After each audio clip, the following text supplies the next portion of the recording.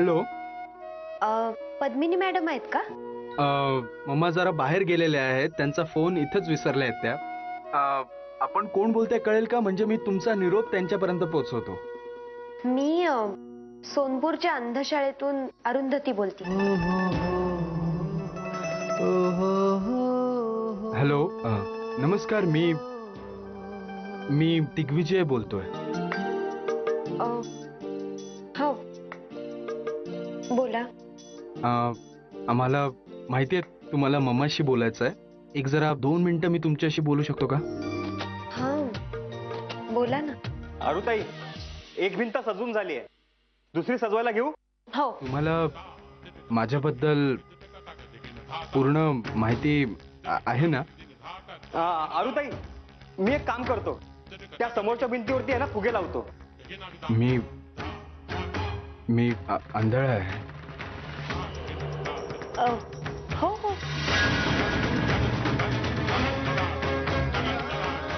Thanks. Thanks कशाबद्दल? Thanks कशाबद्दल म्हणजे मी भेटल्यावरच सांगेन ना.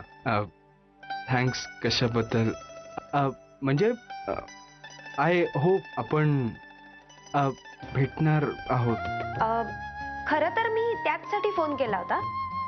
आमच्या शाळेचं वार्षिक स्नेहसंमेलन आहे, त्यासाठी. तुम्ही याल ना? तुला आम्ही यावंसं वाटतंय ना? मग आम्ही नक्की येऊ. तुला भेटायला. अरुंधतीचा फोन आला होता.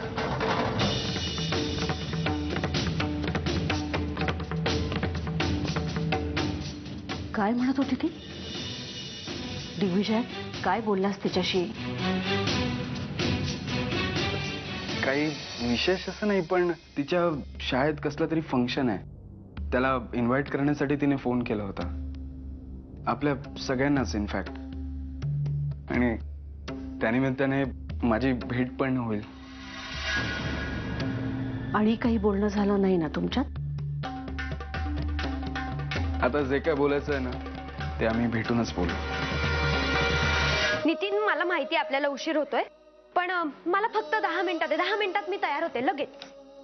अरू, आज फायनल बिल सबमिट करतोय मी. ती एकदा झाली की संध्याकाळी फंक्शन नंतर लगेच निघेन मी.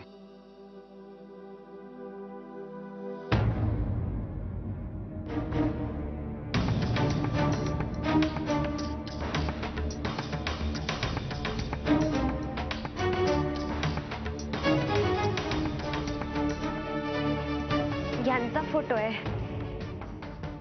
डीजे या सूट मध्ये इतका डॅशिंग दिसणार आहे ना की एकदम वहिनी फ्लॅट. एनिवे, ती आज पण फ्लॅट होणारच आहे, कारण की डीजे एकटा भेटायला जाणार ना तू तिला. आम्हाला पण ने ना प्लीज. मला सगळं काम रोखठोक करतो. एवढी मोठी गोष्ट लपवलीस ना, आम्हाला कळलंच नाही.